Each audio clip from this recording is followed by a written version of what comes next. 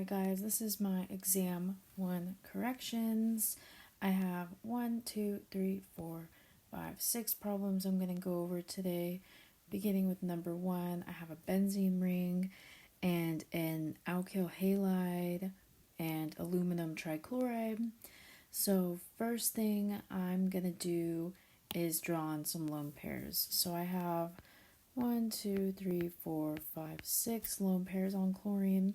I really only need one set of lone pairs to, do this mechanism, but I just drew all 3 lone pairs because why not? Okay, anyways. So I've got aluminum trichloride. What's going to happen here? What am I going to draw my arrows with? What color? I'll do blue. I usually do blue. So what's going to happen here is one of the lone pairs is going to attack aluminum, right? That's what's going to happen. And then I'll use gray too. Gray is going to be used to indicate like the next part of the reaction. So now we have this right here. We got that. We got chlorine. And now it's attached to aluminum trichloride, right? And chlorine now has a positive charge because it lost a lone pair, and aluminum now has the negative. So now what happens is I need to find a way to attach this benzene ring, right? So what's going to happen here is I'm going to do a alkyl shift, not a hydride shift. We don't need to do a hydride shift here. So we're going to do an alkyl shift, and we're going to move it right there onto that carbon. And we're going to break off this aluminum trichloride with the chlorine attached to that, right? Okay, anyways. So what's going to happen next over here? What the student did, cough, cough, the student that, got this problem wrong is she left the positive over here, which is incorrect because we moved this alkyl over here, which would put the positive right here, right? Okay, so this is wrong. That's what the student did. Not me, the professor or the assistant. Anyways, so what the student should have done was put the carbocation here because a secondary carbocation is more stable than a primary, which is what the student, not me, the student should have done. Next, we have our benzene ring. What's going to happen is one of the alkenes, the nucleophile, is going to attack that positive charge, aka the electrophile, and that's going to break the benzene ring. And so what's going to happen now is we're going to have that intermediate, that sigma complex, that one. And so now what's going to happen here is going to attach right there. So we have this with the 2 methyl groups and then a boom and a boom, right? Okay, anyways, so now we have a positive charge here. And we don't want the positive charge. We want our benzene ring to be fixed again. So what's going to happen here is we're going to have our ClAlCl3 come back again. We got the minus charge here. What's going to happen here is we have this little hydrogen here that's going to help us out very nicely. So what's going to happen is this bond between the chlorine and the aluminum is going to attach onto the hydrogen, and the bond between the carbon and the hydrogen is going to bounce down and break that sigma complex and give us the benzene again. So it's going to look like this. Boom, boom, boom. We got boom, boom, boom with our methyl. And that should have been the right answer. Yeah. So I guess I'll just... What color? I don't know. I guess I'll use pink. I like pink. I use light pink. So that should have been the answer. I guess I kind of don't really like that. It's okay. You know what I'm trying to do. Anyways, next question. Draw ethyl benzyl sulfide. Okay, so what the student did not me, what the student did when she was taking this exam is she drew something like this, which that is a thiol, not sulfide, so that is wrong. What the student should have done was take it slowly and considered all the factors that she has. She has a sulfide, which looks like this. Boom. Okay, she has a benzyl, which looks like this, right? And she has an ethyl, and we all know what an ethyl is. It's like CH2CH3, you know. Okay, so what she should have done is she should have drawn her benzene ring, do them black. She should have done her benzene ring, okay? And then she should have drawn her ethyls where the R substituents are, right?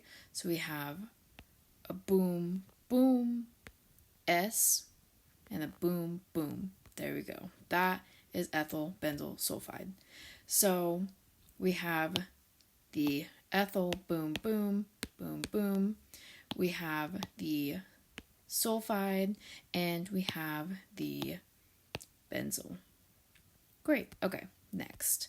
4-oxopentanol. Okay, so once again, let's take this step by step. So 4-oxo means we have an aldehyde and a ketone. So the 4-oxo is for the ketone, right? So that means the ketone is going to be on the 4th carbon, C4. Al for aldehyde,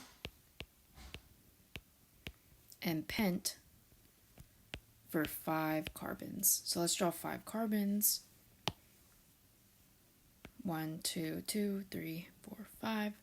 And we know for sure that our aldehyde is going to be here and beginning at 1, 1, 2, 3, 4, 5.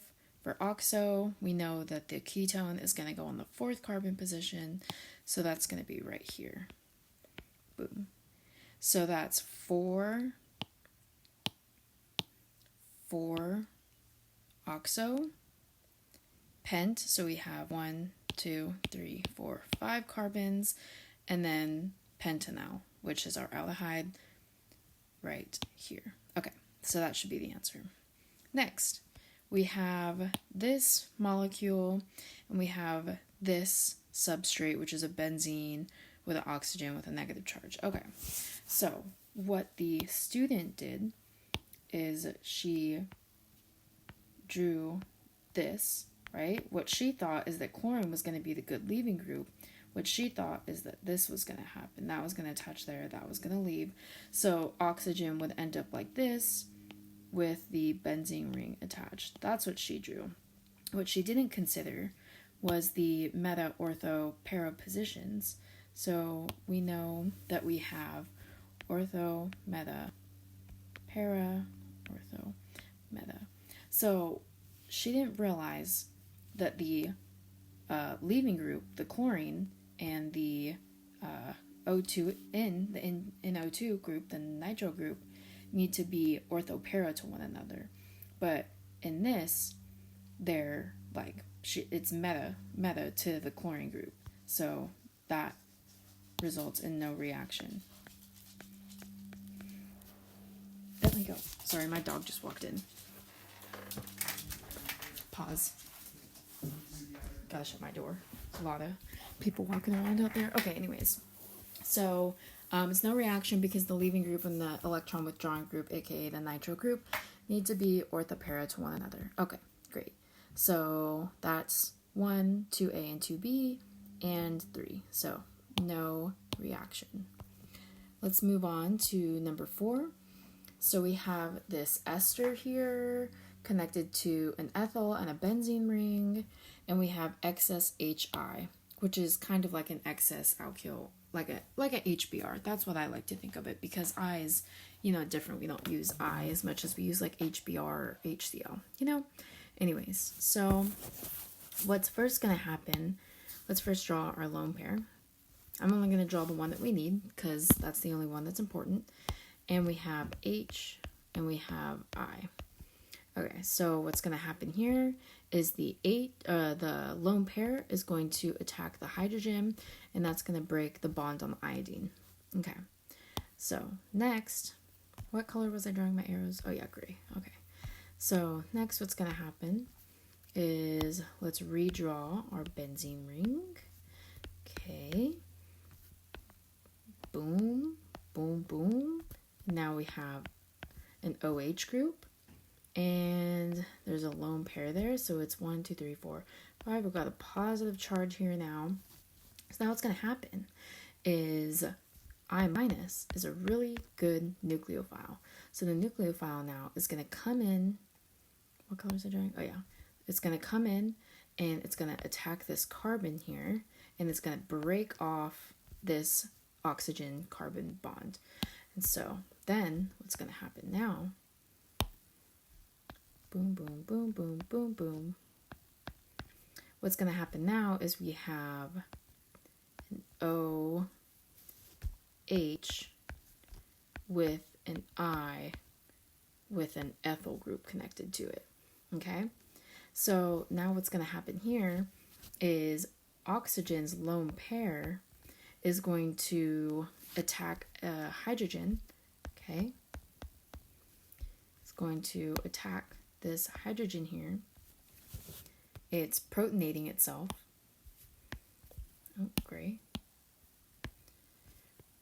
And this is going to make for a very good leaving group. As you all probably know, it's going to create water. And that has a plus.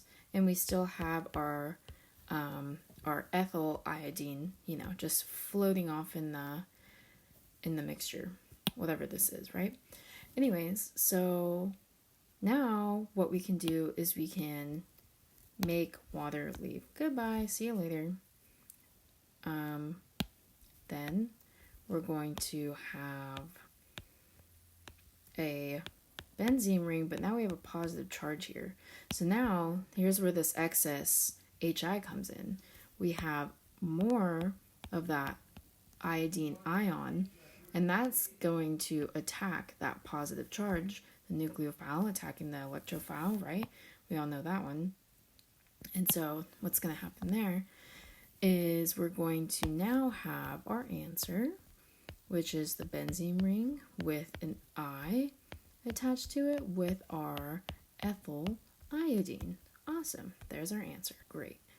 What the student did, I have no idea what she did. She had no idea what she was doing. And I don't remember what she did exactly, but she got somewhere close to this. I think what happened is she stopped right about here. I think she just didn't know what she was doing. Anyways, let's move on to the Grignard. Awesome. Okay, so in CH3-MgBr, the methyl is the nucleophile, okay?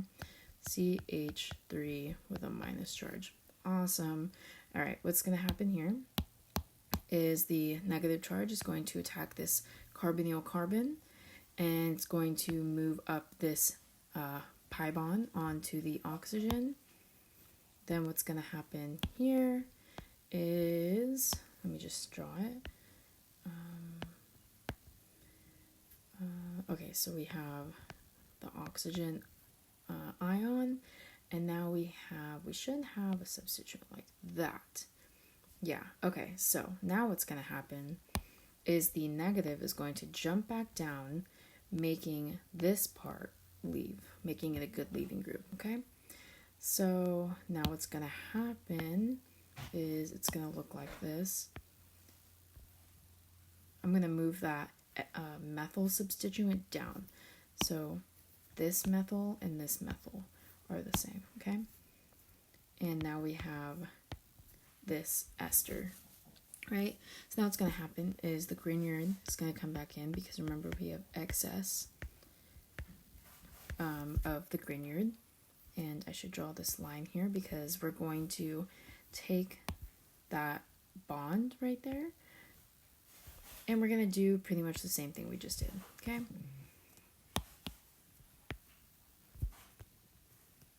this is going to happen. Boom, boom, boom, boom. Okay. And that is going to give us another methyl, which came from here, the CH3. Okay, so then what happens is we're going to have an H plus, and we're going to protonate that oxygen. What we could also just do a proton transfer, but I'm just drawing it out. Just so we can see exactly. Sorry, that was my dog barking.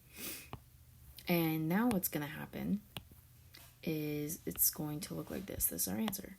So we have boom, boom, boom, right? And then we have that methyl substituent, and that oxygen grabbed onto the negative charge on the oxygen, grabbed onto that hydrogen, and now we have an alcohol. And that should be the answer for this one. And that's everything.